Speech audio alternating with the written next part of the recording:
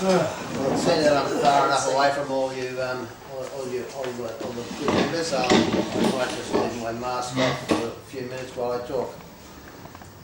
Thank you all for attending the Australian Numismatic Society's November meeting. So, what did we say? Meeting number 1221. So we've sort of been missing meetings, but that's the way it goes. We have apologies from Les Carlisle, David Mee, John Menikos, Ron Bolden, Joe Detling, Marie Brad, Pat Walsh, Matthew Lloyd, and Colin Pitchfork. Gosh, what are they all doing?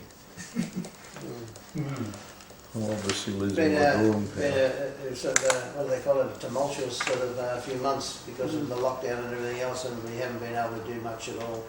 You know, thanks to Rod, we sort of keep informed about things, so it, you know, at least that is a good thing. But yeah, as you know, that our good member Rudy Talmadge passed away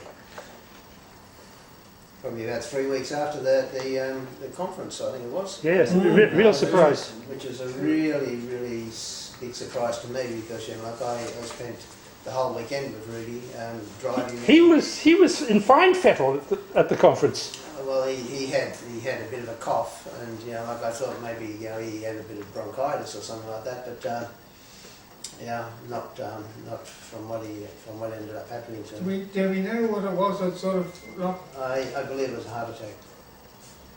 So anyway, we'll verify that later on.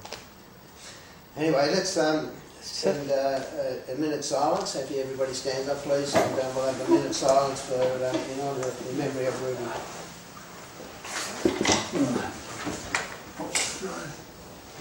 Pete, you can stay seated. No, got an expert here.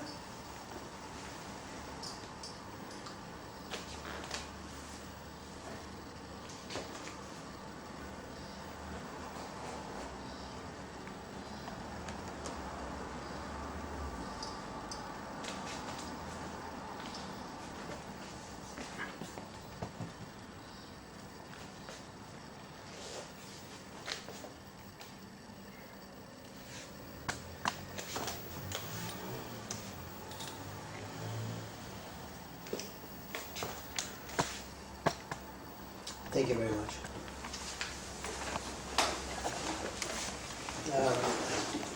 Does everybody know that they are going to have a memorial service for Rudy next month? Yeah.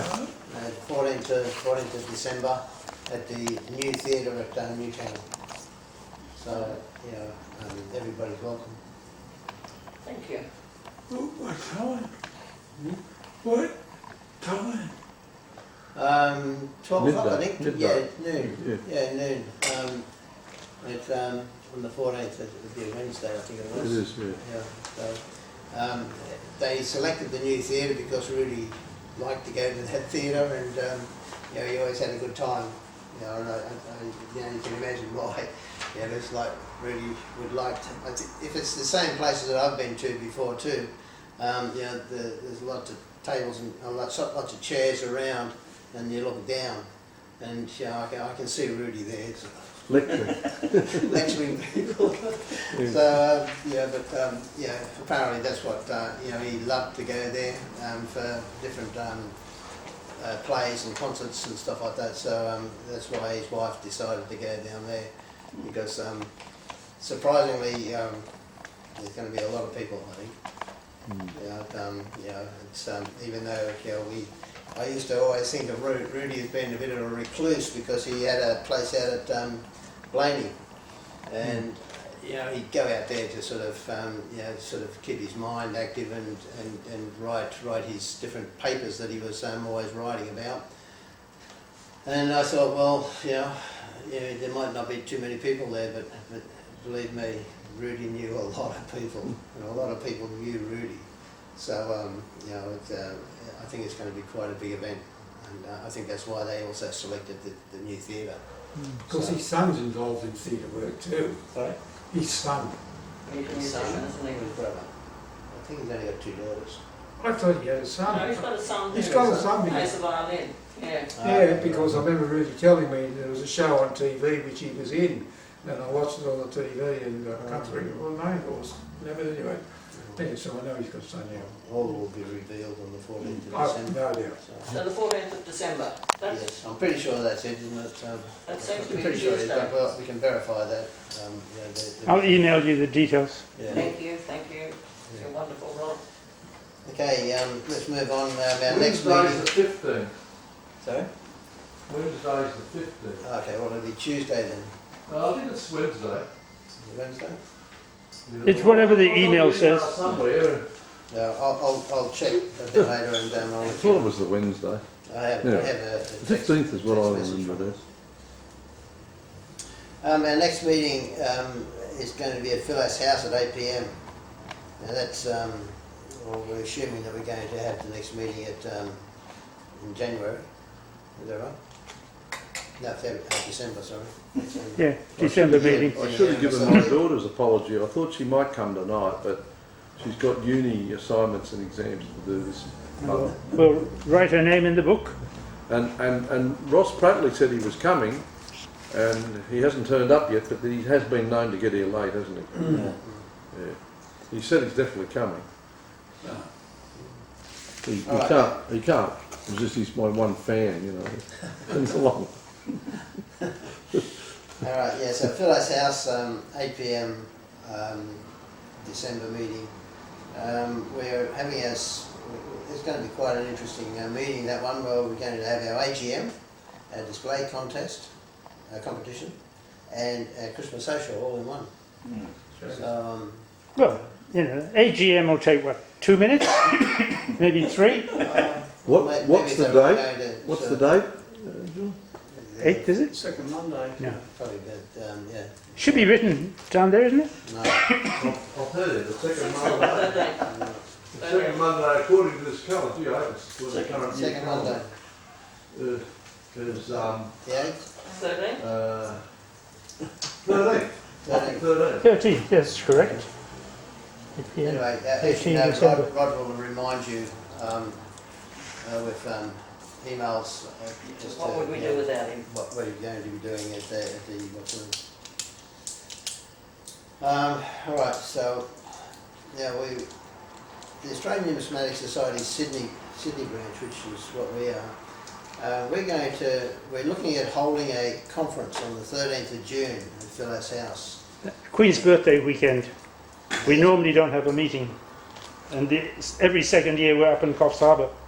Yeah, so like we were at Coffs Harbour this year. Normally we don't have anything next year, 2022, but because of the missing out on a lot of meetings and everything else, we decided that it might be a good idea to have like a conference, like a mini conference. Well, it's going to be a mini conference, but basically it's just one day, isn't it? Yeah, well, Yeah. I've got a lot of people who don't come to the meetings who said, yes, I'm there and I can give a talk. So, Wow. yeah. So you'll get to see people like Ron Baldwin and Bruce Short. And Colin said he'll be there, so no doubt he'll give a talk. Yeah, so it might be, it's not a full weekend event. It'll just be a one-day event. We have room for 10 talks. 10 a.m. till 4:30 p.m. So we've got room for 10 talks. Yeah. So it's free to members and visitors. Members to bring their own lunch. The program is on the website for the conference, if you want to look at that. And talks will be shown as members registered. So yeah, if you've got something you want to just talk about and tell the members, let Rod know and he'll put you in as one of the speakers. So that's the plan for next June. I remember John Kennedy, who lives up in Tuncurry, said, yes, I'll come and give a talk as well. So I think he's given me his title already. I think it's Modern Irish Coins or something like that. So yeah. Okay. Yeah. Okay. So that's what we'll be reminding you over the next so many months that this is what we're going to do for our mini conference. All right. Is there any other general business? you should bring up? No. Right, look, I'll invite Jim to give his talk now on his upcoming auction. When's it on, Jim? The 23rd to the 25th of this month, so 2 weeks from tomorrow. Can you believe it's actually taking place? Over at the State Library, and the restrictions are virtually off, so there'll be room for everyone. So it's a floor sale. I've given out catalogues to those who haven't got one. They're not that heavy to carry. They're under 2.5 kilos, so 2.2 Yeah, he came kilos. across. You knew Ross would come. You give it a market if you want the key. Do you want that? Bad smash on that. Oh, really? Oh, jeez, you should have said the car was like sandwiched. You couldn't recognise what it was. And the guy coming out of it was all in... Sandwiched as well. You didn't need to see that. What was your car like? Well, there's a Fatal on Penadill's Road, I don't know if it might be the same one. Probably the Oh same. dear. Oh, Here's something on the Right, other too. it's over to Jim. Okay, well, Yeah, it was an intersection. this is the catalogue, for those of you who have not seen it. It's got ancient coins on the front cover, Greek and Roman. One Roman coin, but predominantly Greek, because we've got some very good Greek coins from a particularly well-known collector. And we have on the back cover a very nice medal group, which is a distinguished conduct medal for the first day of the landing at Gallipoli in April 25th, 1915.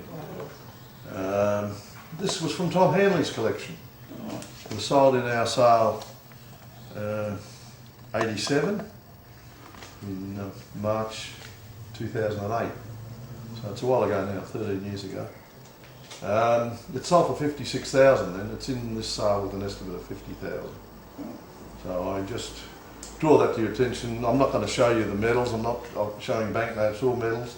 The catalogue has the set of banknotes that belongs to a client who would like to sell them. It was in the last catalogue, but many of you wouldn't have seen it. That's the set of Collins Allen, including the £1,000 note. So the other interesting thing about the sale is there's a pink slip inside every catalogue. That tells you how to bid. Because what's happened is we've not taken bids at our website now. We're taking it at live.noble.com.au. That's how you get in. And that's the one side, so you don't have the confusion that was created before. And there's also you can bid on invaluables. So today the girls have been approving people. Well, hundreds and hundreds and hundreds of people need approval. It's just a big job. And tonight my son's sending out an email letter to 5,000 clients worldwide. A lot of our bidders are Australian. The last auction was entirely online and there was a lot of Australian bidders and bidding against each other feverishly for good material. I thought, oh, these must be British collectors or dealers buying this stuff, but no, they were Australian. Because, you know, when it's like that, you don't see anything. And so where I'm normally there in the auction looking at those sheets and trying to read the small print, I won't be doing that anymore. I'll be bored. I'll have to write a lot more in my catalogue to be busy. But that's the way it'll be. So there's, like the last sale, there were 1,000 buyers and thousands registered. So, you know, it's a big job. And the packing up afterwards, mailing the lots to people, telling them what it's going to cost them and why does it cost so much. It's a pretty frustrating business, but you know, it's got to be done. And that's the way the business and the industry's gone now. You know, going to a shop and buying a coin over the counter is a rare event. You can still do it here, very few do. Through the lockdown, no one. No money coming in. And if anybody came in, it was only to sell me something, which I had to part with money. You know. So that's the way the market's been lately. But the strength of the market internationally is incredible. I'll let Ross in. Got it? Okay. Oh, he's a good boy, he's got his mask. All right. for the interruption.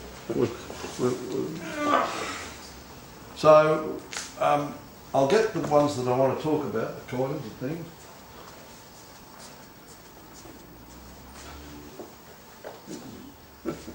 And I'll go through in catalogue order, if I can.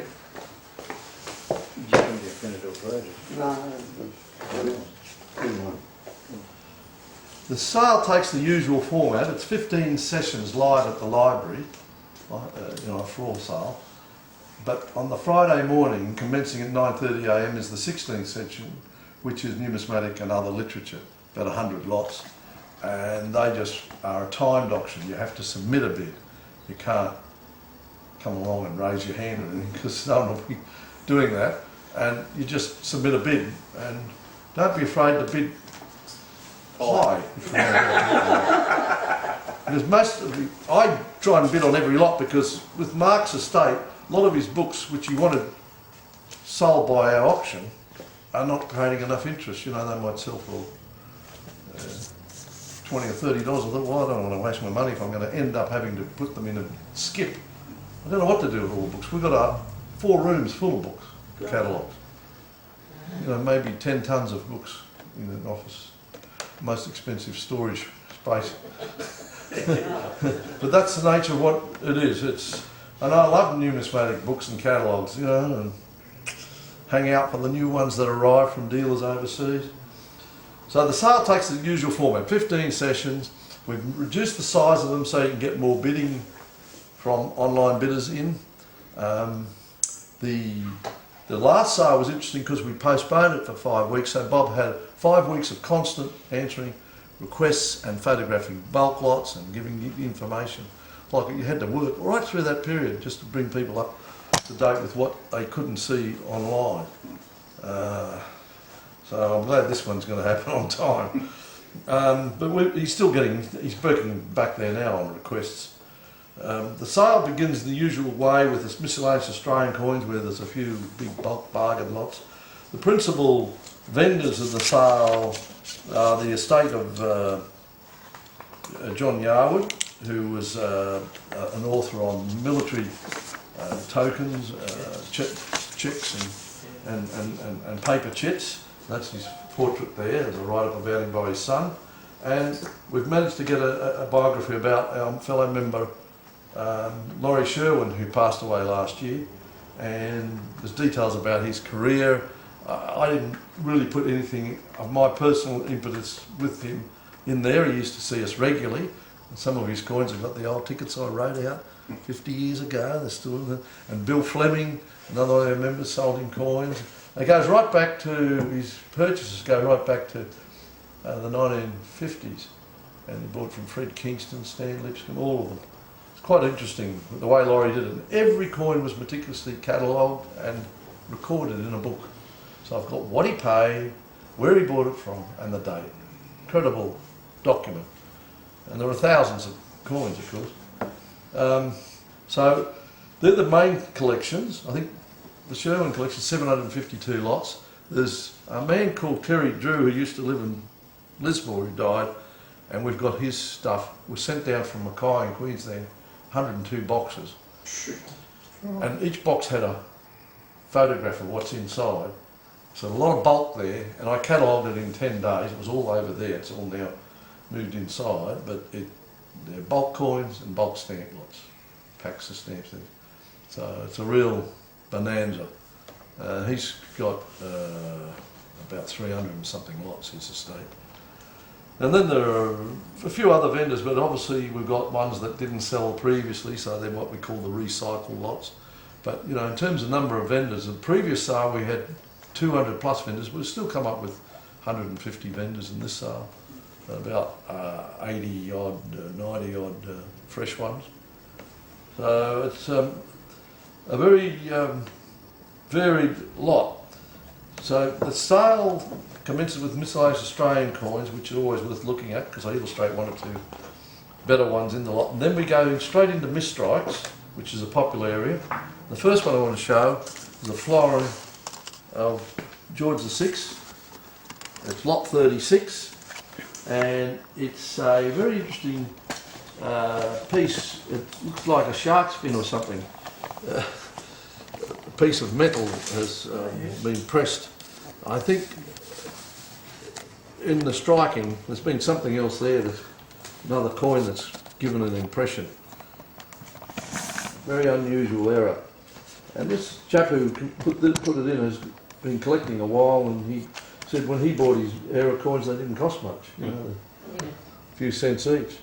But so that's an interesting one. It's estimated at $350, that one.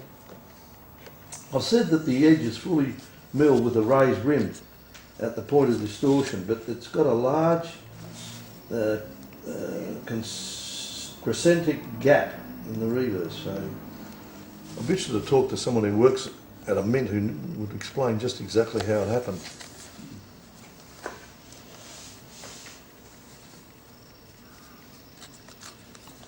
The next lot is lot 41.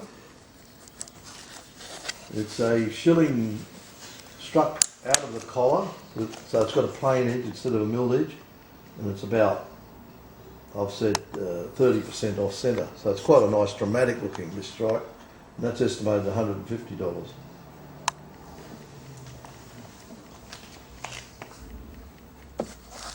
Out of the blue, one of my customers is not really collecting much anymore. He sent me a two-header from one of the ones, the 5 cents 2007, which did turn up in circulation. There was quite a few got out.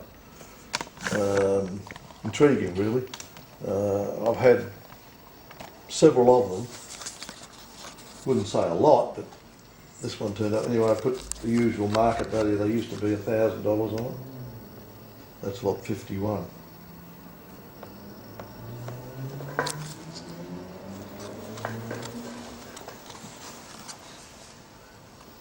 After the misstrikes, we go into decimal coins, decimal proofs, and in the Drew estate there were 4 unofficial goose dollars, but I'm not showing you one, but there's 4 of them, 2 milled edge and 2 plain edge. The plain edge ones are the proofs. Still in the original case, it's still wrapped in the tissue with an ad from the Coin of View where they were being offered at $13 each. So, but you had to be alive in 67 to do it. Pity didn't buy the gold one, eh? That was very, very limited. The decimal's got some illustrated gold lots, including about 3 Olympic collections, City 2000 and the Golden Jubilee of Elizabeth, 2002-3, a 2 coin set. So there's some nice things. There's some very unusual ones, from Perth Mint, which are the proof 1 ounce gold coins with the gemstones inside. So the coins with inclusions in them. They're illustrated, so you'll find them fascinating. There's about 8 of them, estimated at 2,000 each. Australian Commonwealth, I didn't illustrate. The third session is entirely devoted to historical medals, and there are 2 principal collections here. One collector's alive and one's deceased. The first lot is a Kangaroo Office Melbourne medal in white metal, lot 446. I just think it's interesting because it shows the coining press on the reverse that was used first for striking tokens and that, by Stokes, who took over that press that was shipped out from England. It's in white metal. It's got a bit dark, but they have sold for a lot of money in the past. This one's estimated at $1,250.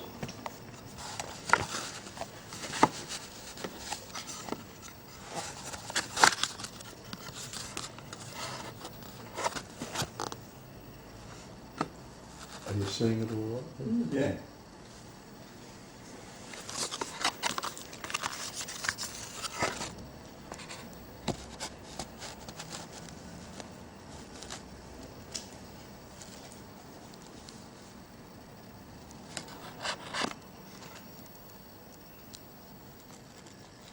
I think I've only ever had about 2 of those.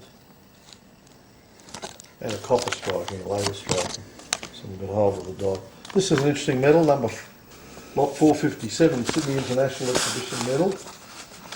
And it's awarded on the reverse to the Honourable John Lackey, Secretary for Public Works. Lackey Street in Summer Hill was named after him. And Lackey Street in Summer Hill is where Ross Sutton had his shop. And that's where I had my first little dabbling in a coin business, a coin shop. I helped Ross out for about 2 months, beginning of the university career. And so Lackey Street means something to me. I'm sure all of you have been to Summer Hill, have seen it. It's the main street running up south north to the railway station. Yeah. And I used to go to the post office up the next corner from in the adjacent street, and it is now a restaurant called One Penny Red. I donated some 1 penny red sheets of stamps to them for their display in that restaurant. I don't know if it's still going with the lockdown. You know what's happening these days. That's an interesting story, and there's a guy who's turned up at the last sale. They're very interested in Sydney International Exhibition, so I'm sure he'll want to go for that. This next little piece is lot 476, which is a little gold fob medal, a little bit worn, but it's for the West Camden Cavalry, awarded to Trooper A.H. Weston, IL8, Illawarra Light Horse. It's in gold and it's dated 1885. It's a jumping prize. He's obviously a very good horseman. There's a write-up, a footnote all about it. It's estimated at $700.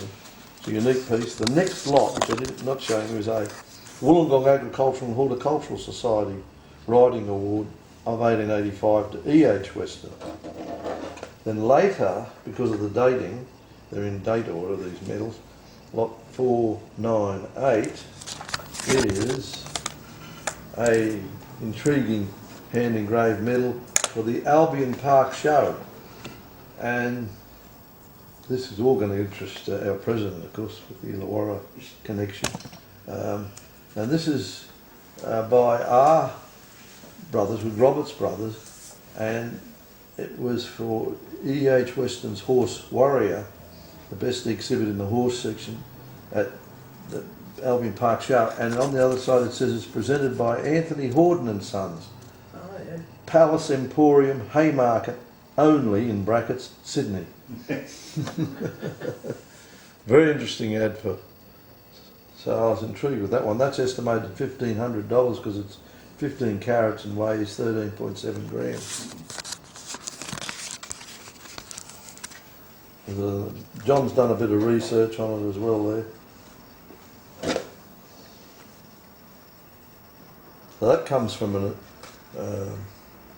a family, you know, who had some coins, but had this intriguing group of 3 medals. If Les was here, he'd be excited to see it, I'm sure. You'll see it on YouTube. That's right. This is lot 501, which is the Department of Mines Victoria. It's very hard to know when you're putting them in date order what date this is, but I figured it was around about the 1896 period. And it's in gilt metal, very nice condition, and it's a medal that eluded me in all my years of collecting, so I might have to buy it just out of interest.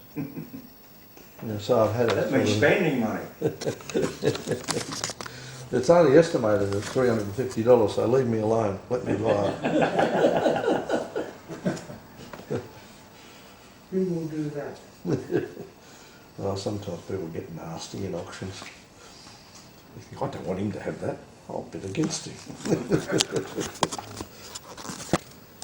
So we jump ahead to another. There's so many pieces in this section. It's a whole third session starting at 2:30 devoted to these historical medals. We come to this one, which was sent in by somebody from Western Australia. It's the Centenary of Western Australia, the medal for increasing primary production by the Perth Mint. The obverse, of course, by Sir Bertram McKennell, but it's a very rare medal, very rare, but hardly ever see it, and it's estimated at $1,500. You're familiar with the smaller medal, which is for the Centenary of Western Australia with the swan on the reverse and the same, virtually the same portrait. That it's scarce in silver, definitely, and available in bronze pretty readily. But this one, I think we've sold a bronze one of this, not a silver one. It's in Les's book, Carlisle number 1929-1 or /1.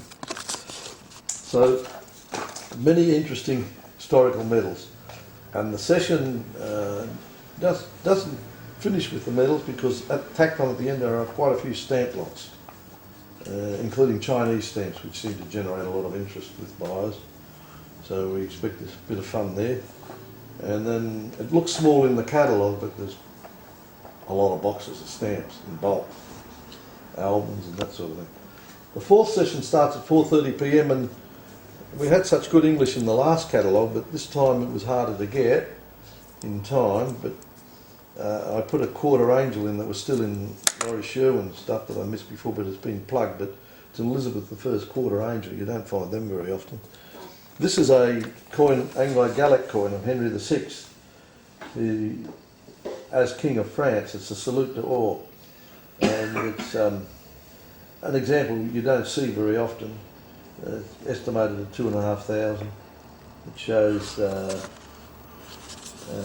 well, you've got to read the descriptions of what the coins show.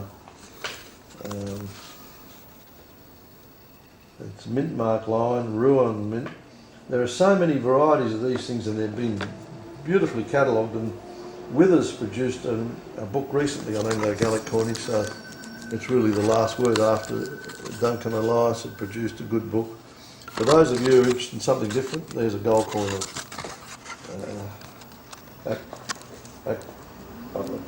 Anglo-Gallic series, when Britain claimed part of France. I'm sure David Mee will be in to look at it. Yeah, maybe, yeah. 683 is a very nice condition guinea of George II, 1759. I've said considerable original mint bloom, nearly uncirculated, rare, $3,000. And I had the pedigree ex-noble numismatic SAR 112. I thought, I should have looked that up to see what it went for. Anyway, it went for about 5,500 in that sale. It's only got 3,000 on it now. So I think it'll go a bit higher than the estimate. Beautiful condition. If you send it over to PCGS, I wonder what it'll grade at. And that's when they talk big prices, once they can get the very high grades. That's why I'm showing you in the next lot of Queen Victoria £5, just to show you how nice they can be. Lot 694 is a Jubilee coinage £5 of 1887. It's got an estimate of 4,000. We had one in the last sale which was in similar condition to this but with less surface marks. And minus little surface marks they get these brilliant coins. And it went for 7,000. So I'm thinking this one will probably go up to 5. Most of you collectors would have one of these, wouldn't you? Yeah. Nice. You want the one with the S on the ground line. I have sold that. It was sold recently for about, nearly $1 million. And you could have bought it from us for 75,000 back in '79. You don't listen to me, you see. I tell you. Bye. Anyway, we go on then to all the a lot of British silver, hammered silver, which is not high grade but interesting collector stuff. So many coins in here you can buy for $50, $100 each. And this includes this hammered penny of lot number 718, which is Edgar, an Anglo-Saxon king, 959 to 975. It's a penny that is from the Numismatic Circuit in 1977, and then was in an L-stub sale. See, Colin Pitchfork and then an L-stub sale. So Laurie recorded every detail. He seemed to know when something was in a Sutton's auction or something that it came from Colin Pitchfork or if it came from Bill Fleming. Must have knew how to recognise the handwriting. Well, that's just a typical example. It's a coin that's got a flan crack. That's why it's only in at 350. So the last sale we had Anglo-Saxon pennies estimated at, one was estimated 1,000, went for 11,000. Sure. Wow. So, and there are Australians fighting over them. I love having low estimates because it creates an atmosphere, doesn't it? But the vendors don't. They all think they're going to get a bargain. They think you're going to sell the coins for those estimates. The Henry VI groat I got here, I thought, oh, I'll show that because it's estimated at 440. It's from Mark Freel's collection from our sale 105, and it's got some old tickets, including the ticket for Eric P. Newman, who died at 106.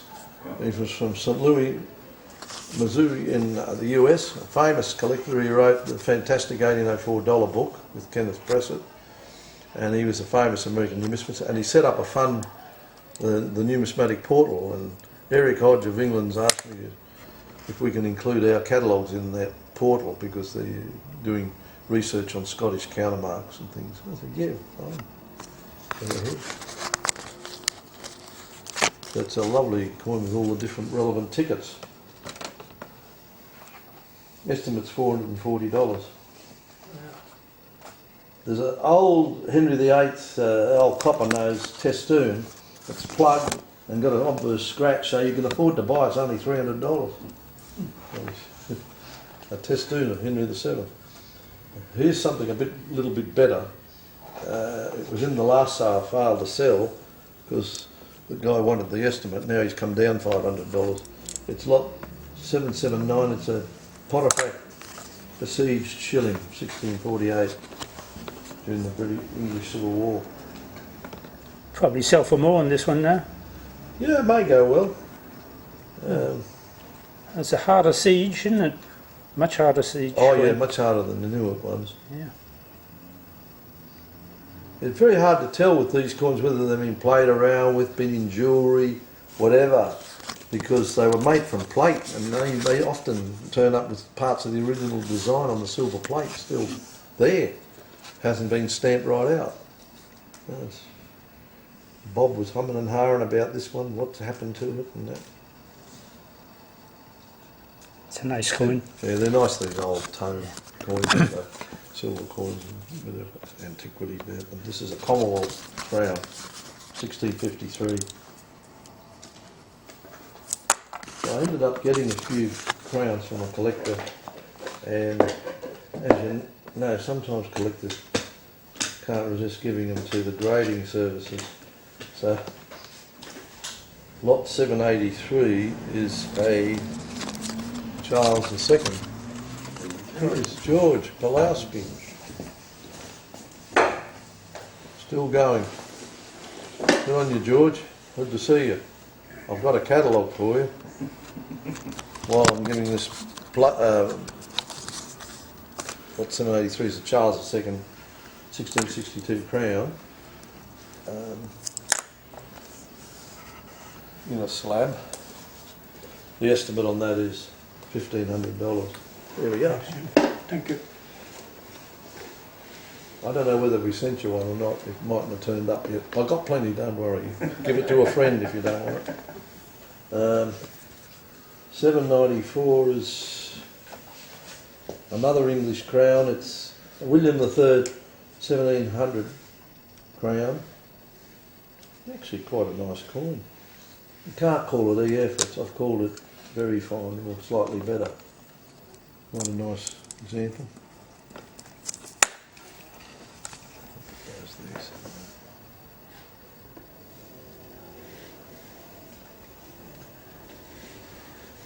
Always hard to get George the First crown. Laurie Sherwin had one, but it had been tooled around the eye and the face, but I've only got 300 on it. What have they graded it? What have they graded it at? Oh, the William III, it's on the, well, I'll tell you from the description. It's, 1700. no, it's graded as XF45. On the other side, there's always, we always leave that so that people can see it. Yeah, PCG, XF45, yeah. Extra fine 45.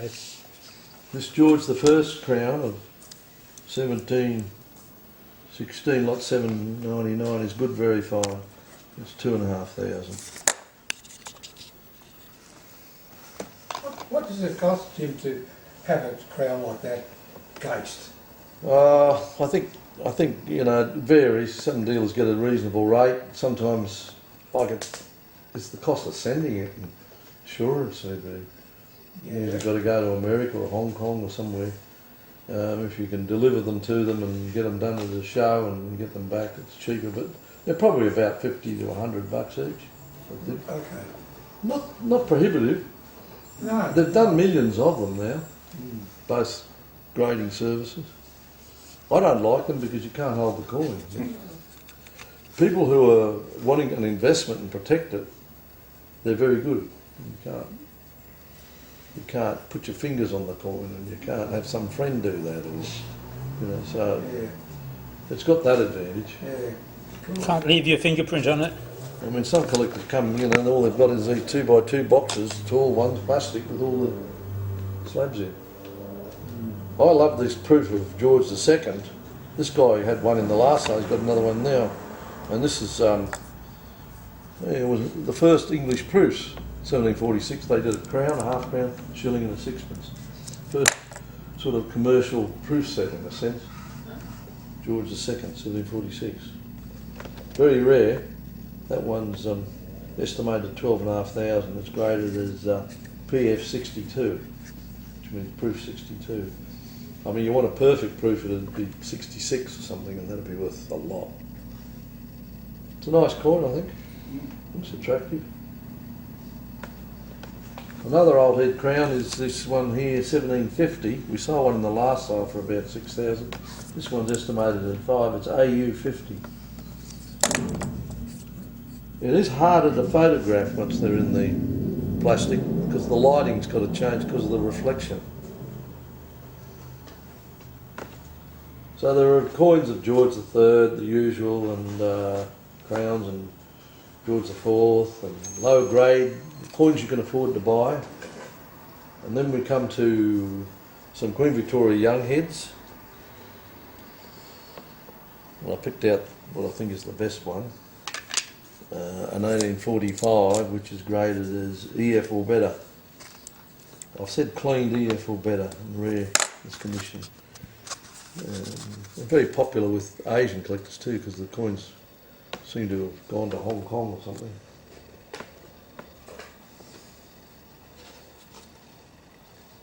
It's a very hard coin to get in natural uncirculated condition because it's got very flat rims, and once it hits a surface, it rubs. Reverse, sometimes the rims are a little high, so you get a bit better bloom in the reverse than the obverse. So if that went to a grading service, they might say AU detailed, cleaned, something like that. So they wouldn't give you a grade. Reverse is very nice too. Yeah, and this is a very popular Gothic crown. In the last sale we sold Fred Dobbins. Did you all hear about that? Peter was anxious to get the money, so we paid him the other day. Thought he'd leave the money with me, but no. Went for Fred bought it for about 2,300 in sale 34, and it went estimated at 5,000. He was very pleased with the estimate. He said, "Oh, that's terrific," because he hung on to it. It's the one coin Peter hung on to with a few others. It went for 33,000. Would have been happy. So he's doing a big renovation job. There can be problems when you get too much money. You suddenly got a project for it. He's a nice guy. He's a school teacher, and a bit like Fred. Question, Jim. Is there taxation implications if you sell a coin like that? Well, the taxpayer has certain onuses and responsibility, yeah. And it's up to each individual taxpayer to decide what they're going to do. Yeah, that's the only thing. It's a hobby. Any coin 500 or less that costs you 500 or less is exempt from capital gains. And any coin bought before September 85. Five. Then you just lump it with all the rest. You say, okay, this one made a profit, and there's 7,000 lost. It is complicated, but if you got into the high end and you had an accountant, you know, and they wanted to do it, you'd have to go through the process, and there's indexation, there's allowances, and but when people inherit coins and sell them, what's the starting basis, you know? When you inherit a house, you inherit it, the value at the time you acquire it in the estate. And then if you sell it within 2 years, there's no capital gains. But if you wait on 20 years and then sell it and you make a big profit, you've got to pay capital gains from the time you got it. Coins are, along with other collectibles, listed specifically in section 108.1 of the income tax assessment act. Yeah. So, good information for you? Don't you worry. Yours are all junky and old and were bought well before 85. And you have to make a profit. You know, that's the catch. You've got to make a profit. That implies that you know how much you paid for them. Yeah. Well, as I say, the tax office relies on the taxpayer in that instance. But if you sell shares, they got you. Oh, they've got all that information before you You have. sell a house, they got you. Yeah, that's right. Well, they can see your bank balance go up. Yeah, you could have won it at the races. I don't know. The casino.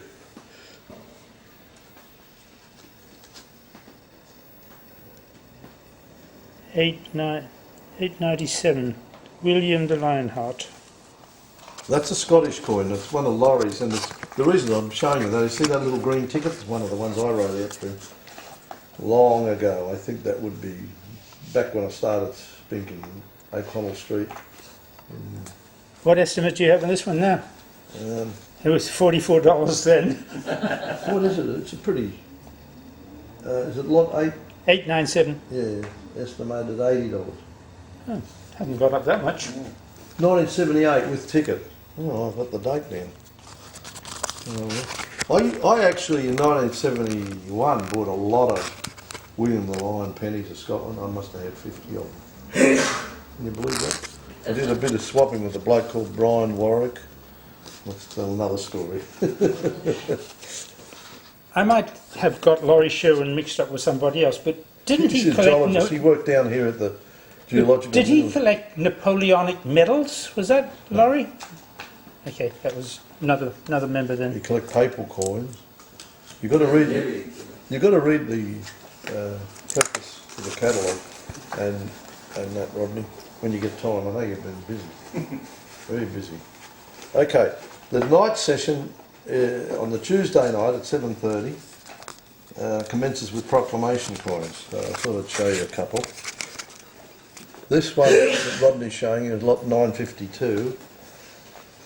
It's one you need for your collection.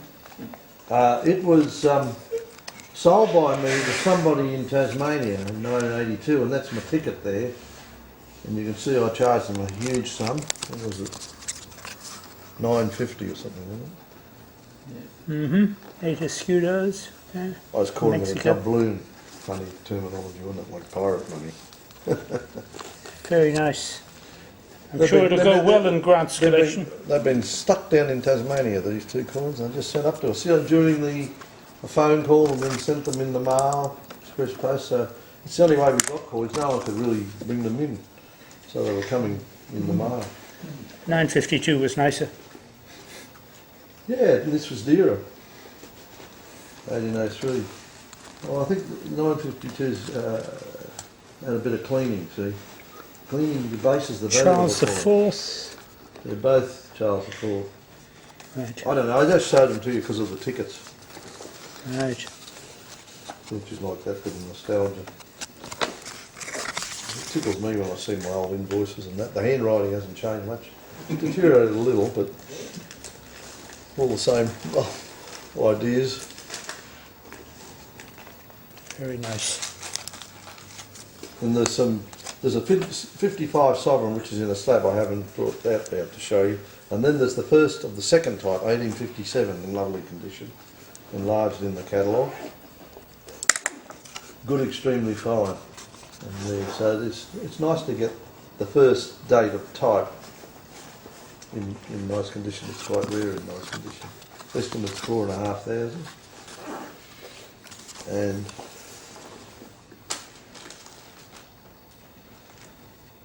the rarest date in the Sydney Mint sovereigns, second type, is 18, and these have been written up in the Cab magazine recently with David Briggs writing up about the establishment of the Sydney Mint. So if you've got the latest Cab magazine, reread it and see the story about these sovereigns and how that, why they were made and why they had the design they did have. There was a bit of rivalry between Melbourne and Sydney, but Sydney got there first. Got the branch of the Royal Mint. The words Australia are larger than Sydney.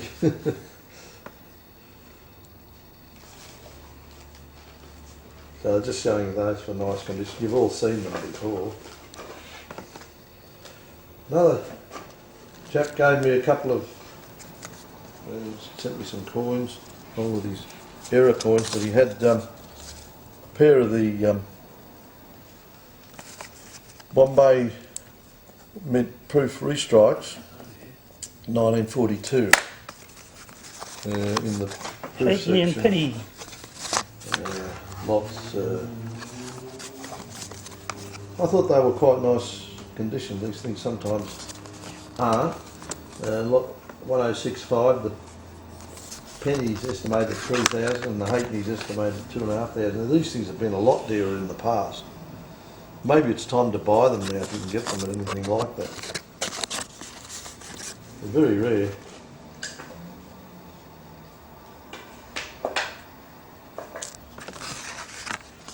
Terry Drew didn't seem to have many really good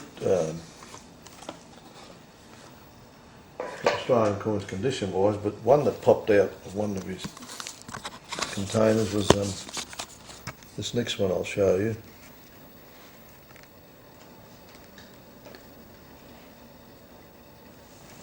Trying to get it so we don't get the reflection. Yeah, they're not easy though, so they lack of them too, I think. That is this florin of 1914H, Birmingham Mint. It's nice. These ones, so you've got more. It is nice. I only put, some estate matter. Put the tempting estimate on it for you of $750. So I've graded it as well struck by Newt Ribnick, otherwise good EF or nearly uncertain and rare thus. So it's up to you to make up your mind. It's probably a very good buy. It's meant to tempt people. Does anyone still collect Australian Commonwealth coins? Yeah, but not at that price. When I get them in change. Yeah. This is what's hopeless about the Australian Numismatic Society, let me tell you. Centrelink doesn't have that in your account. Tell them you're a keen collector, you need more money. I'm sure they'll cooperate. So this is a 1932 florin, which is the key date of florin as well. And that is estimated at $300. I've graded it as good fine / very fine. So it's a pretty good example, isn't it? Yep. And, the price is very tempting. It won't go for 300, but that's the estimate.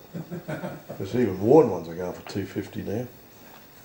What did you paid 200 for the one I sold you? Like that. You con me. Well, you just got to come to the auction and fight for it. Put your hand up. I says you'll never do better. No, you always do better at a You'd be noble lucky sum. to get 300 for this one. Yeah, that won't go for 300. This is a 1933 shilling. That's the key date. This 33 shillings, again, this one's from Terry Drew Estate, nearly EF and rare thus, $250. So they're sort of collectible grades, aren't they, if you don't want to go the whole hog of mint condition and that. But for those who like mint condition, I put this penny out for you so you can buy it. 1911 first issue. Just comes straight out of the Baldwin box. You know, mint condition. Lot 1162.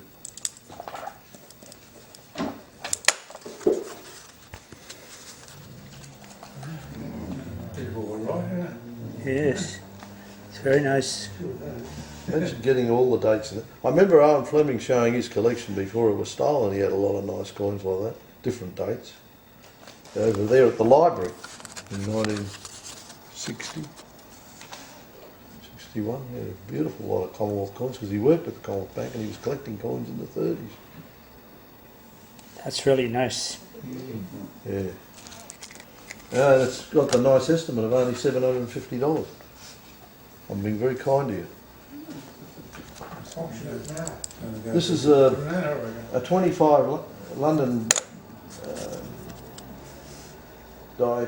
Well, they're all London die, 1925 pennies. I keep putting London die, but one rumoured there was an Indian die, but we've never seen it. No one's ever seen it, so it probably doesn't exist. So 1179 is 720 estimate.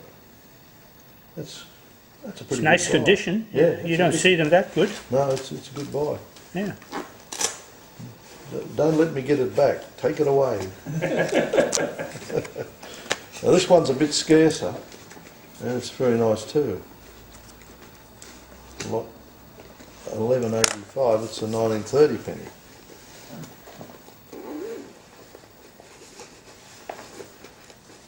I was very excited when I saw the obverse.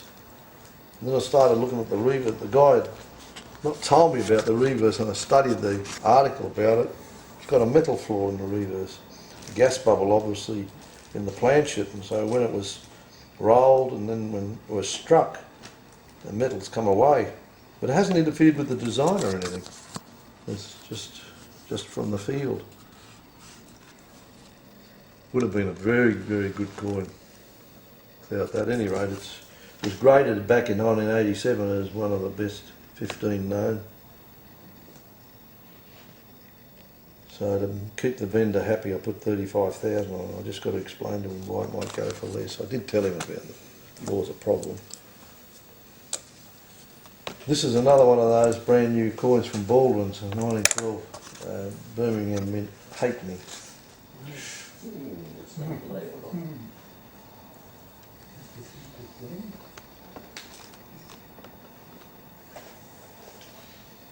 You look at that and you wonder where the coins were kept, you know. Yes. And sort of, you know, must have done the right thing. Oh, they stuck it away in a box and they got it from the mint probably by correspondence. They had to get coins for collectors. And they were cheap to buy, pennies and halfpennies, so they put them away at face value. Right. But that business has all changed now and gone, and you still St James auction selling things from the Baldwin basement. I remember being there, seeing barrels of coins and tokens. Incredible. Because they go back to the early 19th century, a lot of their acquisitions. So that session finishes at night, hopefully before 10 o'clock. Then the next day we start with the miscellaneous, which starts with a few coin cases and then coins made into jewellery and that sort of thing. And then you get into bits and pieces of rings and watches and things, and even get into art. And those two paintings there are by Arthur Boyd, who died in 1999, and they were sold at auction in the year 2000 by, what's his name? Goodman, down in Double Bay. The one on the left went for 25,000, the one on the right went for 21, plus the buys went then. So now they're in at 15,000 each.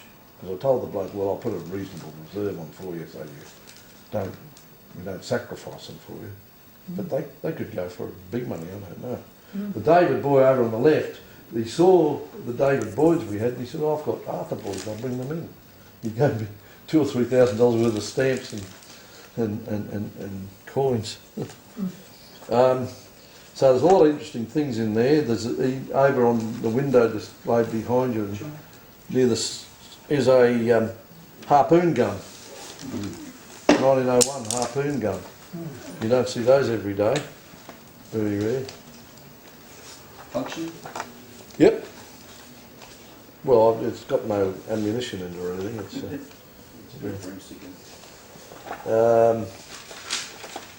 The second part of that session is taken up with Islamic coins from Laurie Sherwin's collection, principally, and he had a fabulous collection of Arab Sasanian. So here's lot 1386, which is a dram of Collins catalogued it as 651 to 52 AD, nearly EF and rare. $150, bought from Baldwin's with ticket, priced at £160. So there's a whole series of page after page of these different rulers, for those of you who want to do something different. I reckon Colin had fun cataloguing them all. See? All Laurie's coins, you get the packets wherever they're available. 1425 is just an example of a gold dinar. It's estimated at 600, and it's a full flan, nearly EF, and very scarce. It's by a Umayyad dinar of Abdul al-Malik, 685 to 705 AD. Yes, so, I need Laurie to come back and buy all these. I'll collect the liking. I'm sure we'll get interest online. Maybe Bob will take it up as a hobby. You awake? Yeah. Here's one of these intriguing coins from the people who supplied these were American, and they had the formula for producing coins with gemstones in them. And this is Cook Islands, the gold issue of Cook Islands. What's that lot number there, Ronnie? Rodney. Perth Mint, is it? Yeah, what lot number? 1516. Yeah. I've gone too far. That's why I missed it. 1516, it's not even illustrated. Simon's catalogue with illustrated. It's estimated at $1,000. It's 3/4 of an ounce. Gold. Fine gold. Nice piece, isn't it? It's for the Crown Jewels in 2002, containing 2 carats of mixed precious stones, without case and certificate. There's a few patterns in this sale from these different coins of Cook Islands, Niue and Perth Mint. 1517 is a gold coin. Roy had quite a good collection of Crusaders. Here's the one gold coin he had. And it comes from the Larry Adams collection, Stacks, 1987. It's a gold bezant of the county of Tripoli, and the ruler is Bohemond IV of Antioch, and Bohemond VII, 1187 to 1287. Gee, this must have kept Rob Collins at not mind active cataloguing all these, plus his own. It's good for you if you keep cataloguing and studying coins. That's why Eric Newman lived to be 106, I guess. I've got to live to be longer. Got too much to tidy up. No time to do it in. Yeah. Put this one on for you. This is a 1539. Is a. Let me go for time. 1537, this one.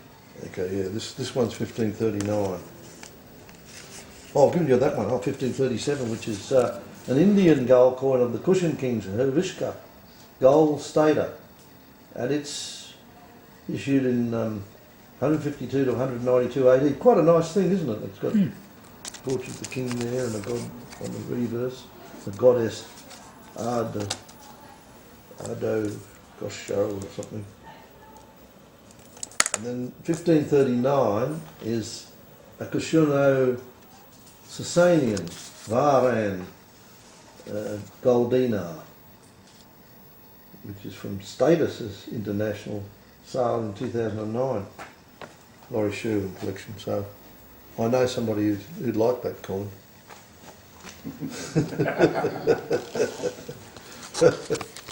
Do I? Oh.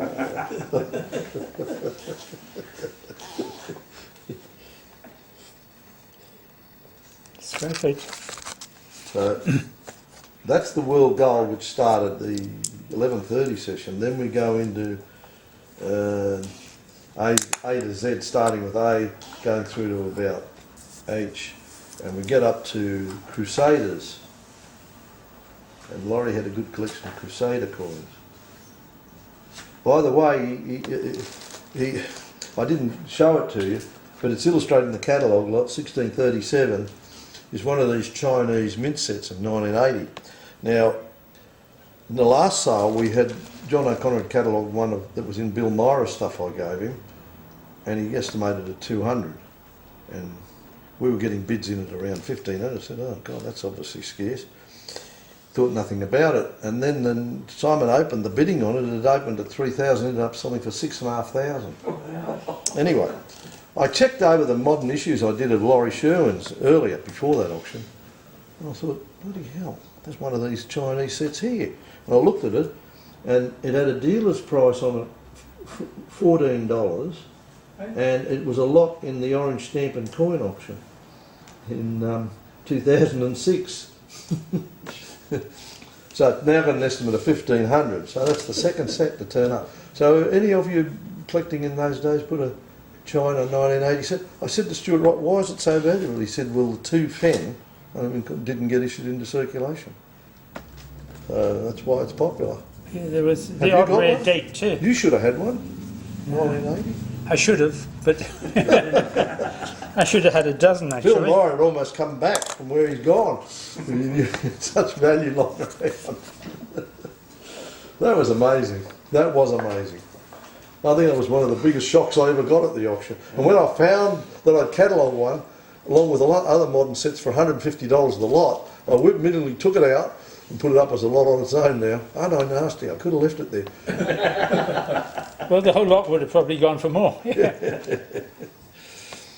Anyway, there's always a story behind the coins, isn't there? So, lot 1677 is, Colin did a lot of nice Crusader coins. I've given you one there, 1664, which is a Knights of Rhodes silver gigliato. Gigliato. Does that sound Italian to you? Okay, so it's a nice coin of Roger the Pious. 1335 to 1365. 1677 is a coin of France. I had to do this big series of coins. Laurie bought this from Tom May's collection, which was in sale 99 of ours. It's quite a nice condition, Carolingian, Charles the Bald, 840 to 875, silver denier. So it's estimated at 300. And then I've given you to look at number 1679, which is a coin of Odo, 888 to 898. Then you have Toulouse, and it was from Seavy's Coin and Metal bought in 1980 with its ticket. It's estimated at 150. Nice condition too, quite clear. All these French coins. Have you ever tried cataloguing these French coins and identifying them? Tell you, it's a complicated affair. There's lots of rules. It's French and German coins and things, medieval, incredible. There's They an never easy stop way to learning. do it, Jim. Internet. You give it to David Me. Yeah. Yeah, I was hoping he'd be here tonight, but he's got the catalogue and he's very excited. We sent it down to his house in Robertson, so he's happy. 1685 is a Louis the IX, 1226 to 1270, silver gros tournois. It's only estimated at $70, but it's in lovely condition. You know why it's only 70? It's got an old piercing at 5 o'clock. So you've got to look at these coins. You can find there are little things happen to them sometimes. Laurie didn't worry. He just wanted the coin. He wanted representation. Some of his coins were very nice, but many of them weren't. But nonetheless, they were coins, and he must have spent a lot of time recording them and acquiring them. He was a regular visitor when he lived in Sydney to the coin shops. 1690 is a portrait of Francis I, a silver teston. 1515 to 1547 he ruled.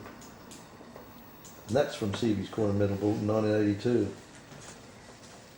So there's quite a lot of French coins, often in groups of 4 or 5 or 10. 10 coins for $200.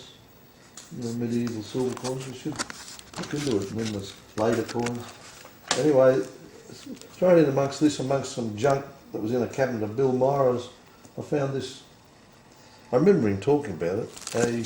The Second Republic of France, a Pierrefort pattern, 10 centimes, 1848 in copper. And it says that on the edge in French. It's incredibly thick. Pierrefort means heavy foot in French, which means it's a bigger than normal coin, thicker than normal. Yeah, how did Laurie house his coins? Did he have them in a 2x2 paper envelopes. We're selling a lot of them with what, the in coins. albums? No, just in 2x2 boxes. Not in albums. So they're all in paper envelopes, little white paper envelopes. You'll see I've got some on the cards, but mostly the bag lots, plastic bag lots, and all the coins are still in the envelopes. And any envelopes of ones that are bills I've kept. So if anyone wants them, if anyone would lash out and buy a few. But everybody's too busy to think about that. But nonetheless, I keep everything. That's why we're in such bother with stuff everywhere. Bob had his way, it'll all be thrown out. I couldn't resist that. Well, not just Bob, the whole lot of them that work here. On the one thorn in their side. You can understand that, can't you all? Here's 1718, it's a nice coin of Anthony, Duke of Lorraine. See, Colin did the French feudal provincial. I said, Colin, these are for you. These are for you to do. And yeah, he did a good job because he can use the computer, and I'm a hand writer. He said he does it on computer and goes in and finds the descriptions, goes to coin archives, and very thorough cataloguing with referencing and everything. Incredible. It's sold with a Monaco copper coin. So that lot's estimated at 200. But I just thought that portrait of the Duke of Lorraine, 1508 to 1544, was interesting, isn't it? It's dated 1527. You see it on the reverse, bottom of the coin. You have to turn it over, I think, like a silver coin. Did I call you Laurie again? Age. Rodney. Must remember you're Rodney. One that amuses me is a coin which has got 8 brothers on it, 4 on each side, as rulers. From Saxe-Weimar, a thaler. It's actually Saxe-Weimar, some other part name in there, not Eisenach, but they're too complicated German terms. Saxony had so many different varied states. Very interesting, isn't it, though? Dated 1612. They all look the same. In a bulk lot. Well, they're not. They're all individuals. 1732 is 7 coins. It includes a 6th thaler. Sorry, no, quarter thaler. There's Snow White.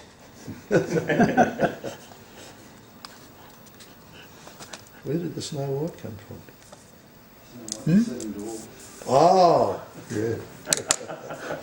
I'm a bit slow. Work it out. 1747's a Hong Kong dollar that Rodney would like to buy at the price the collector bought it at. $90, especially if it was Hong Kong dollars, yes. No, it was in Brisbane. In Brisbane in 1983, paid $90. Yeah, I put 750 on it. It's not a bad coin, is it? 67, yes, nice. I was glad when that turned up because I thought all these coins he had, I thought, God, he's going to be lucky to get 500 up for the lot.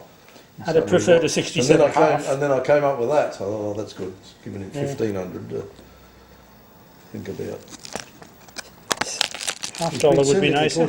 Every coin he's got is still in the packets he bought them in, this particular guy. I don't know him. Well, I don't think I know him. I'm not sure. And yet again, we've got another interesting coin of the Mughal Emperor Jahangir, a zodiacal rupee, this time of Aries, the ram sign from Agra Mint. And again, the estimate's 5,000. We got a bit of publicity on the last one. It was published in an Indian magazine here, published here in journalist rang us and publicised it. So I'm about to send out a press release on the sale. It's 5,000, so they're pretty rare. There's quite a few Mughal silver coins. I better speed up, eh? You're all falling asleep. What? 1802 is the first of the papal series that Laurie collected. He was one of the most effective collectors in Australia, I reckon, for versatility and variety that I've come across. Like from the old school style. This is a very rare coin of the Pope Benedict IV, 900 to 903, a silver denarius in the name of Louis III, Holy Roman Emperor. And it's extremely rare. He bought it from Jean Elson in 2008. No, 95. It's estimated at 1,500. Colin makes a comment that in a recent Triton sale at C&G, it realised 6,000 US, and in Kunka in 2013 it realised 3,400 euros. So these represent the only two examples in coin archives. So it's obviously he was very excited when he found that one, Colin. Ringing up to tell me about it.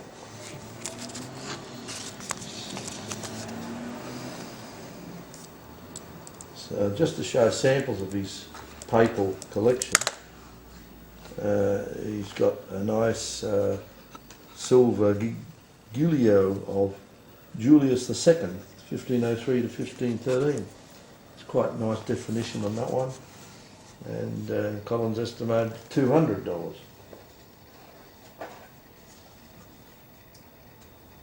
More conventional, more recent coin is this one here of Clement the 12th, 1730 to 1740, a silver testone. Silver portrait coin.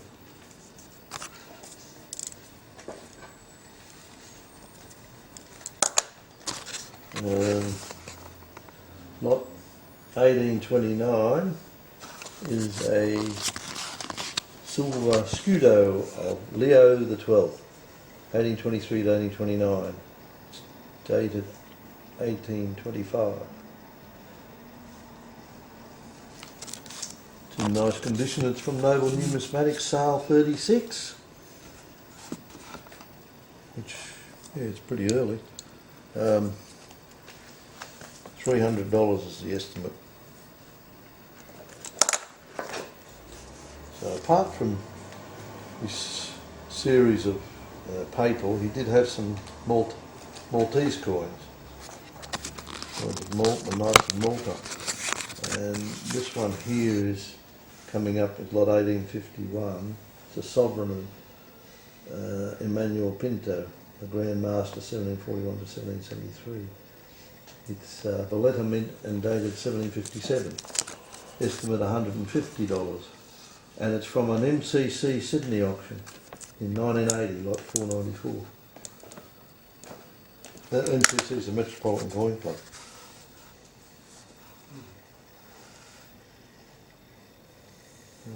They were quite active in selling good coins in their auctions.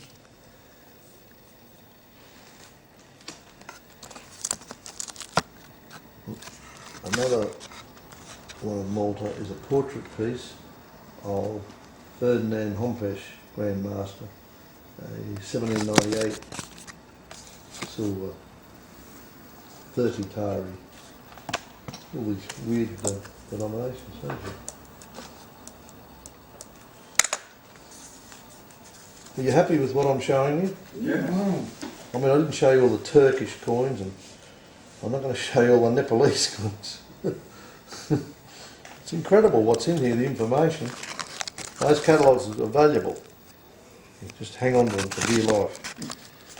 Well, this is lot 1895. The reason I picked this out is because it's a coin of Peru, Ferdinand VII, a silver 8 reals, with the imaginary bust. They didn't know what Ferdinand looked like at the time. This is dated 1811, so they made up a bust. They called it the Hannibal head, or imaginary bust. And there are 2 holy dollars, or 3 holy dollars struck on these. One of them was over there and it was stolen, and we got it back in recent times. I helped them get it back. Someone wanted to sell it, and they duly came here and they were persuaded to hand it over to the authorities, who then eventually delivered it back to the library. It was an important coin from the Dixon collection. And some coins are still missing from that robbery a few years ago.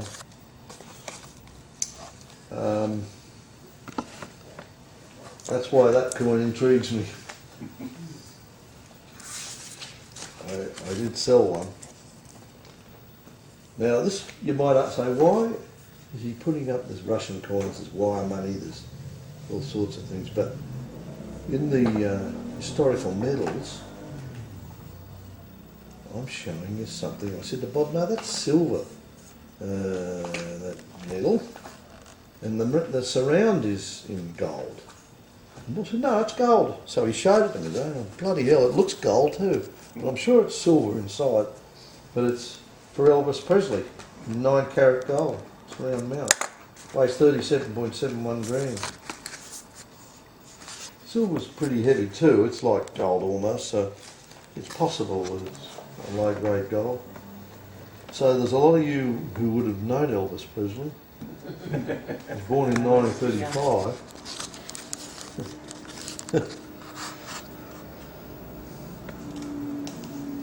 Not a bad portrait.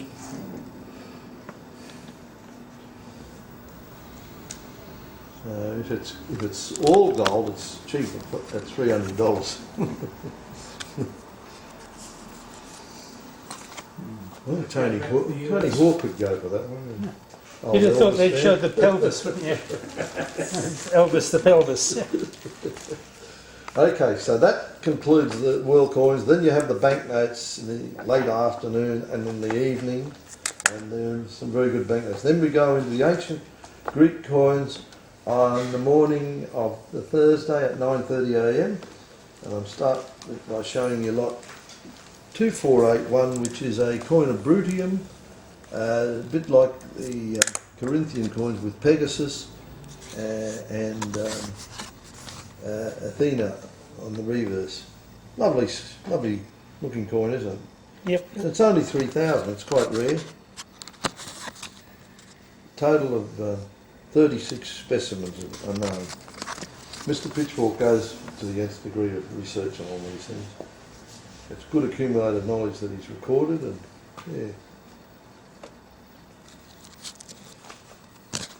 2482. The fabulous coin, it's on the front cover, a tetradrachm with the facing head of Hermes. Unusual to get facing head tetradrachms, so it's from Baldwin's auction, and it was previously sold by Joseph Hamburger in 1908. It's got good pedigree. It was from the Berlin duplicates in the Adolf Hess sale of 1906. And it was published in a Berlin magazine 1888. It's coming from the collection of a General Fox. So it's not in EF condition, but it's It's pretty nice, sir. example, yeah. Pretty interesting coin. Interesting to see what it goes for. It's estimated at 8,000. 2488 is a Kings of Thrace Lysimachus silver tetradrachm, which you're probably familiar with. Has Athena enthroned on the reverse, which reminds you of the Britannia on the British coins. The head of Alexander on the right wearing the horn of Ammon, sort of deified Alexander the Great as a god virtually.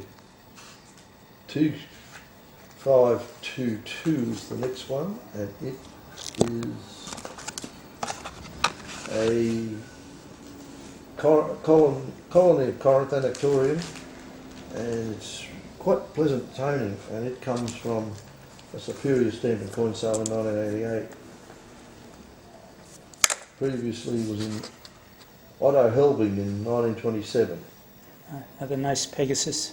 So that's why it's got toning. It's been in collections for a long time. I prefer those to the ones that were freshly cleaned and just been found, all that sort of thing. Pedigrees are very important because a lot of the countries are saying you can't have anything owned since 2016 from Egypt.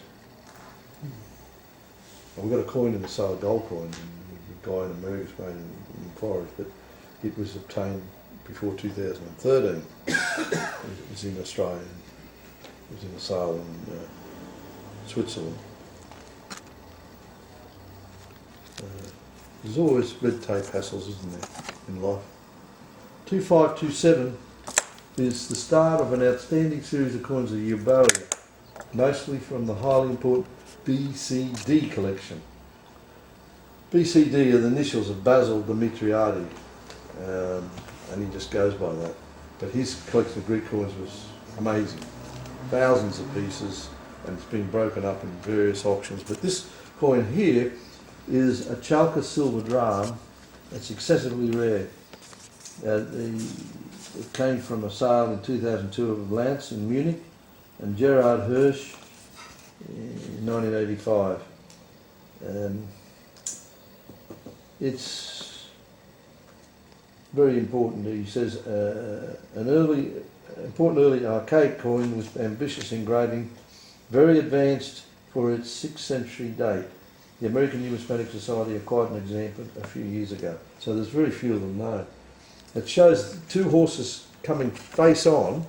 One of them's got a rider on it, so he's pulling along the other horse, riding the horse. So that's an unusual design. That's the key piece. He's got 20,000 estimate on that. That's of international importance. 2528 is Eritrea, Euboea, which is across the water from Athens in Greece to the east.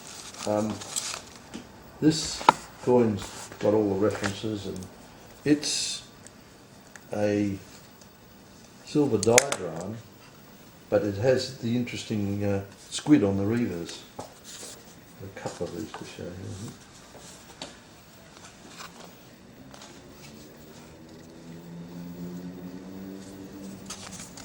This one here, that one's estimated at 7,500, and this next one, similar coin, comes from the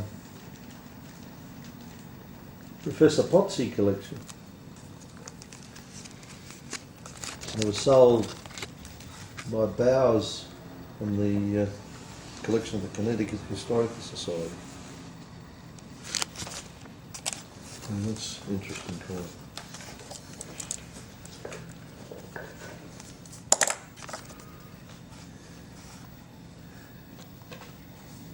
There is another example of a silver drachm, a smaller version with the squid on it, estimated 5,000. Then there's this important coin of Eritrea, a silver stater, which is very rare, and it's from the W.T. Reedy, who was a famous collector in England, Consul Webber, and the Brand collection. We all heard of Virgil Brand, the greatest collector of all time, virtually. This is not in the greatest condition, It's estimated at 8,000, but it's a very important coin. Something similar sold for 60,000 Swiss francs recently, 2021. The next one, I'm showing you these because you'll never see them again. 2533 is not expensive, it's only 1750. It's from a place called Charistos, a silver diagram, but what I like about it, it's got a rooster on the reverse, or a cock on the reverse, and quite a good example of one. Are these from Australian collectors? Yeah, this is one collector. Laurie Sherwin got a lot of Greek coins, but he had some of his better ones in the last sale. And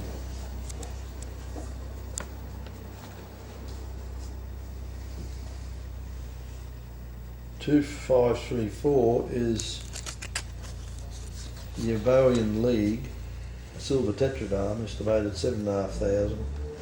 And it comes from, it's got a Spig ticket at £895, Spig London, 1977. Probably from the Greek hoard found in 1949 and sold in Athens. Yeah. What's this Gee, next this one has a nice, the bull's head on it, yeah. Yeah. Oh, did I give you that? I didn't read you that one, did I? No, that's a beauty. 2.5. What was it? Oh. Oh no. No, you did tell us. Yeah. Did you say bull's head? Well, it looks like a bull. Yeah, it is, yeah. You're right. The, Cow standing the head- to the right, suckling a calf. yeah. Hardly Okay, it's a bull, cow. Hardly a bull. Got to differentiate the gender, Rodney. I just wasn't looking at the anatomy too closely, that's all. Well, it's a bit blurred. Sorry that the air conditioning's not on. I'd love to have it on. If you want to open the door to let air in, you can. Are you all comfortable, or would you like? Huh? Yeah, Yeah, okay. You're not falling asleep yet. 2535 is, I think, a particularly nice looking coin of the Urbanian League, a silver sailor, estimate 8,000. And it's from the W.P. Wallace collection. This is one Rodney will like, since he likes bulls. Okay, so it is a beauty. Again, it's from the Urbanian League, but it's a draft. Right way. That one's got a cow seated, head turning back, and a female head on the reverse. Show them this next one, 2536. It's on the obverse got the head of Nymph Euboea to the right, and the reverse, the head and neck of a cow, 3/4 to the right. So it's quite good, isn't it?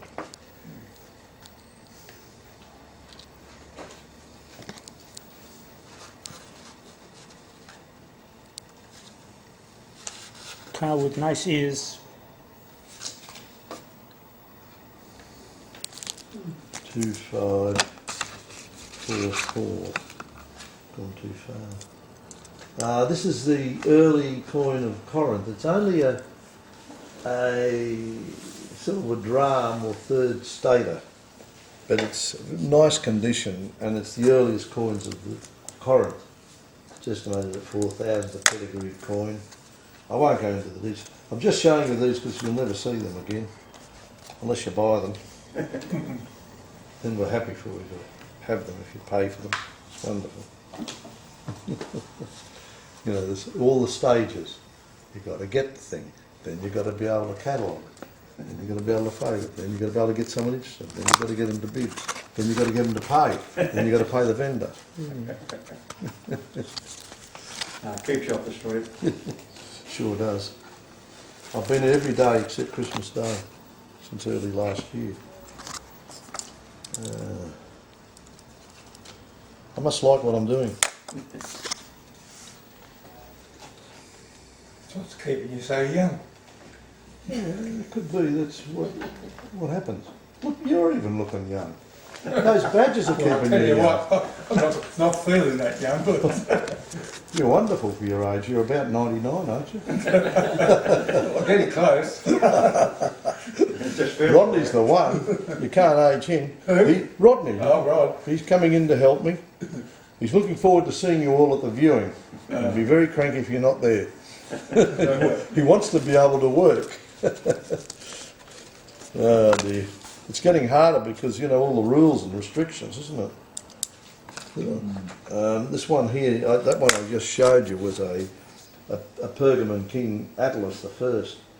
Was 2,500. This one here is a Aeolus Marina silver tetradrachm in nice condition, estimated very rare variety 3,000.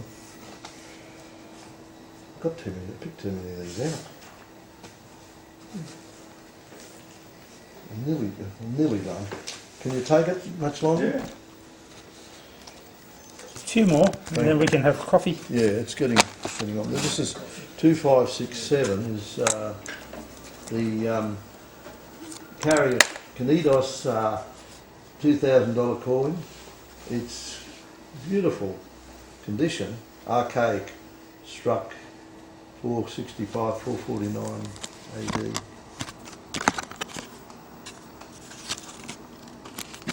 Lion's Head.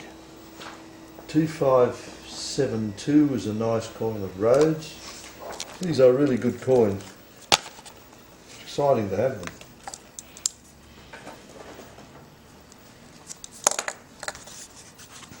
These lorries, are they? No. Laurie has had a lot of coins. His better coins went up in the last sale, but we've still got some good ones in this sale. I'm coming to a couple of Roman ones of his. Do you expect a lot of these to go overseas? Well, not if you're bidding. That's a dumb question. If you're going to be bidding, you won't let them take them, will you? No. What a wonderful investment.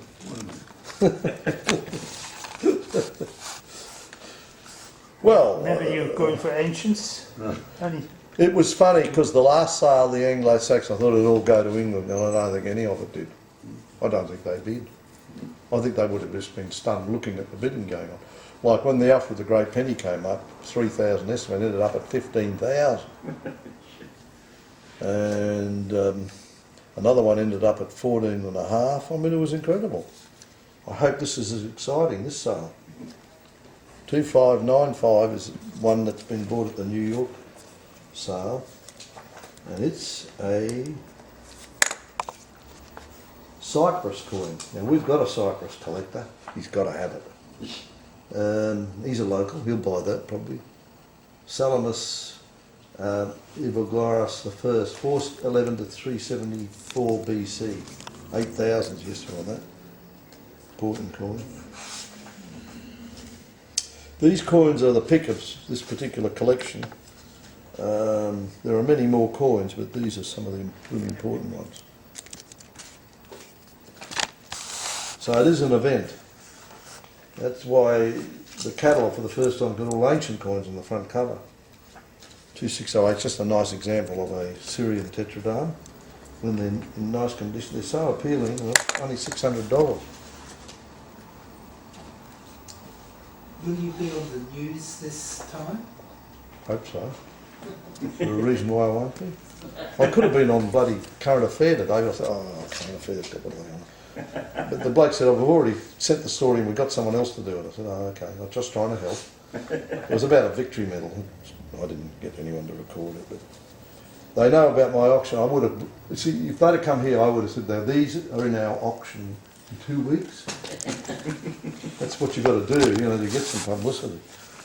But yeah, I could be. 2673 is a die stater of Alexander the Great. Or a die starter, as someone used to call it. It's estimated at 10,000. Well, if you can get that for 10,000, you're doing well, even though it's not top condition, it's not bad. And It's from Goldberg's in the USA, California, Hollywood. There's a stater of Alexander the Great. I couldn't go without having a stater. That came in recently. That's from a C&G auction. Estimate 4,000. Quite nicely centred. The next coin's a very unusual style. It's from Bosporus. Does everyone know where Bosporus is? Turkey. Okay. So the kingdom of Eupator. So it shows Marcus Aurelius and Lucius Verus on it. It's a gold stater. That's this one coming up now. I decided to enlarge it because I thought it's intriguing. 2675. Interesting style, isn't it? You'd think it's not like Roman coins, and it's not exactly like Greek. I guess it's a cross between what was happening in India and we're nearly there. We've just got a few Roman gold coins that I'll whip through. I know you love to see Roman gold. Somebody's deciding to look in the audience. This is 2684, which is a Vespasian gold aureus.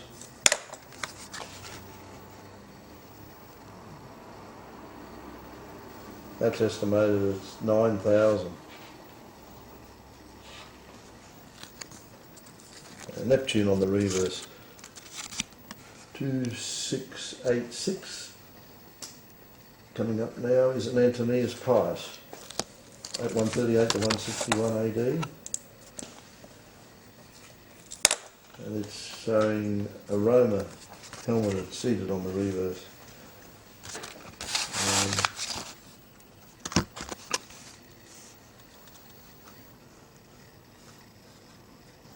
It's estimated at 12,000. It's a good example. That came from Neil Archer's collection. There was a good collector and we sold it nearly a couple of years ago. And he bought it from Myers Wright.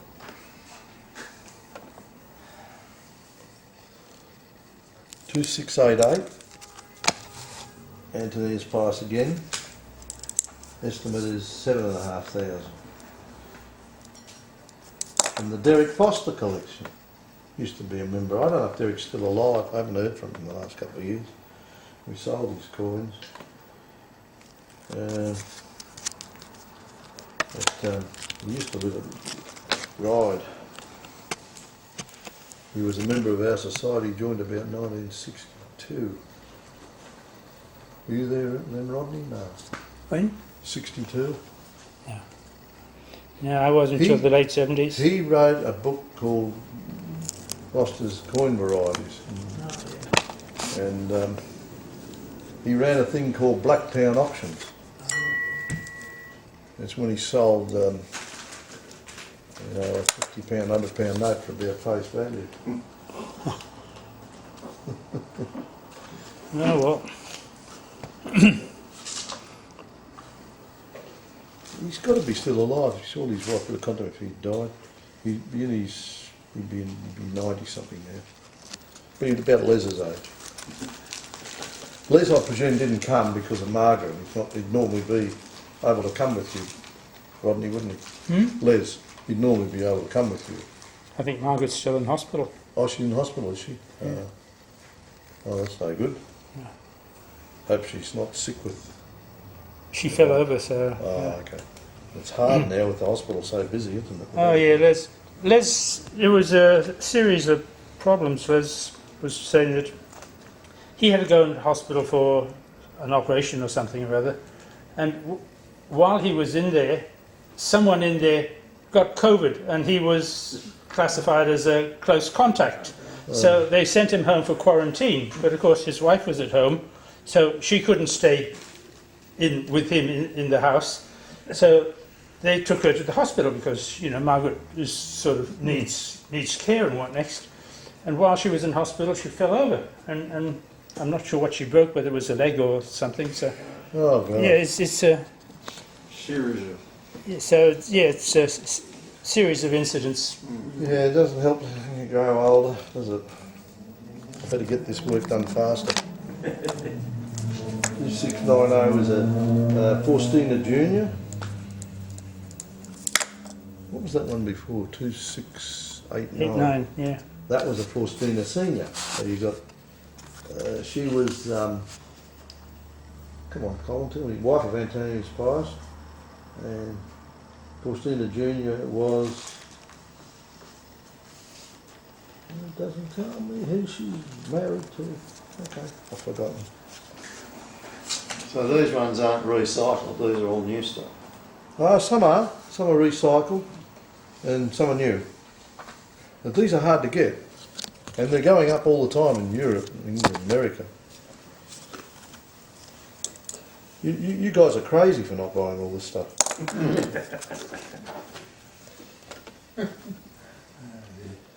Why don't you just buy it on the Never Never? Just run up a big bill and see if you can pay it. Yes. We'll buy it on Afterpay. Oh, not Afterpay, but I'll take your IOU. And your house. Over 200 instalments. Oh, I don't mind, it's the bloody vendors who want the money. It's hopeless. You mean the vendors want to get paid? Yeah, why? They've had the coins for years, sitting around, and all of a sudden they want money. All these blokes who collect bread tokens, hoarding them up, won't buy you a loaf of bread one day.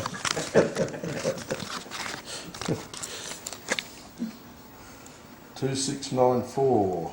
2692 is Trajan Decius, and that's estimated at 17,500. So that's in Ross's class, that one. Yes, he'd be going for that. Nice condition. The next one's Diocletian, and it's estimated at 15,000. Some great things, aren't there? I'm getting excited about this sale now. First time well, remember when it started out, we were very grim. God, how are we going to get a sale together? You know, nothing's open, no one can come. You know, how do you get the staff? Oh, it's really a worry. Remarkably, it's come together. Timing, that's the essence, isn't it? Timing. We don't want to go back to any lockdowns, eh? Did you show any of the That's chicks enough or- of it. No, I've told them about it. They've got cattle, yeah, I mentioned it. Who are these ones? I thought if I get into that, I'll be here all night. That one there is a serrated edge denarius of the Roman Republic, but the condition's lovely, isn't it? Yeah. What's the lot number? And I'll tell you what it says. 2758. 2758. That's a Laurie Sherwood coin. We did get a couple of good Roman Republican coins. Nice condition. 2758 shows jugget heads of Honos and Virtus to the right. There's Roma and Italy hand in hand. You know, there's a story behind every one of these Roman Republican coins. You've got to read the books. But I thought I'd show you that as a good example of some of his lovely Roman Republic, which Simon catalogued, by using the computer and, you know, going on previous listings of the coins. Well, the information is there, it's just a matter of getting it. Richard isn't it? was locked down in Southwest Rocks for 4 months, didn't he? For 4 months. He's got an 83-year-old mother, so they had to stay up there. They weren't locked down. We were locked down here, but he was going to the club and everything, having meals and beers and things. And then he couldn't catalogue it, so I've got to get Simon to do it because Colin was overburdened, you know. And I said, I want to get these Roman finished of lorries, so that's how we did it. So now he's a Roman coin expert. He hates having to do the bulk junk I give him to do. Well, you know, it's time. My time's precious. He's got a young son who can't get always into after-school care, so he had to leave early today. But he'll be calling the sale in 2 weeks. I haven't spoken to Jonathan yet to see if he's keen to do it. 2848. 2848 is a Sestertius of Antonius Pius, but I just thought I'd show it to you because it's in such nice condition. It's got 500 on it. It cost Laurie 900. Why can't you call the auction? You've got less to do now. Well, that's a possibility. If I start calling the auction, we'll be there for a week. I'll be asking you to bid. Stop sitting there like stunned mullets. Put your hand up, George. It's only money. Now you're pretending to be deaf.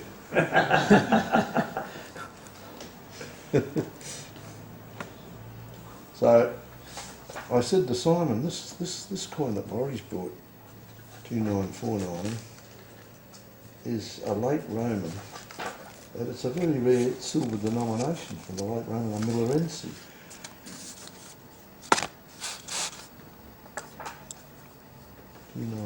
Here it is, of Constans, 337 to 350 AD. Look at that lovely big silver coin. He got it from I.S. Wright in 1995. So Dave Allen made it for himself. And I raised it from 600 to 1,000. I said, you've got to put 6,000 on that. What a beauty. You don't see them in that condition. They're about £1,750 in the old Sear catalogue. I can see that one selling for 2,000 or 3,000. I could be wrong. That is all the coins I wanted to show you. There's one ended up here. I probably didn't show you this. There's it appears. 62. It was a Crusader of Cyprus. Oh yes, Cyprus. John II, silver gross, just to show you part of Laurie's Crusader. So you've got the catalogue, you've got a lot of study to do. Go home tonight, have a cup of tea, sit down with the catalogue under a good lamp and really enjoy it. Thank you. Thank you. Well, there we go. Is there any questions for Jim? Other than what time does the auction start? What day? Already told him. It's all in the catalogue. But it's 9:30 on Tuesday. 9:30 a.m. on Tuesday, the 23rd, 2 weeks from tomorrow. Jim, thank you very much for that informative information about the upcoming auction. We present you yet another certificate. Appreciation to the. This goes in the library with the others. I hope it gets archived, this place. Once if those people over there get interested, it'd be good. But they don't want books, they're a library. Why would they want books? So all the books are from Mark Real, is it? Oh, a lot of the books, Mark, yeah, there was, I've got a Warriwood storage unit as well, but I took 6 tonnes of catalogues and books out of the house and they'd already taken a couple of hundred weight out, and then I've got Laurie Sherwin's library coming up in the next sale. I've got to go up and get the rest of his library. I've got some here, but books, incredible. But Laurie did buy good books. He was particularly interested in the Middle East, and yeah, what a mind. He was a great expert in paleontology and everything. Right. Yeah. And he could fly a plane. He flew across the USA. About 50 His own light plane. Incredible. You remember he was so quiet? Do you remember him? Yeah. And he moved to Orange decades ago. He didn't sell coins in the interim at all. He was just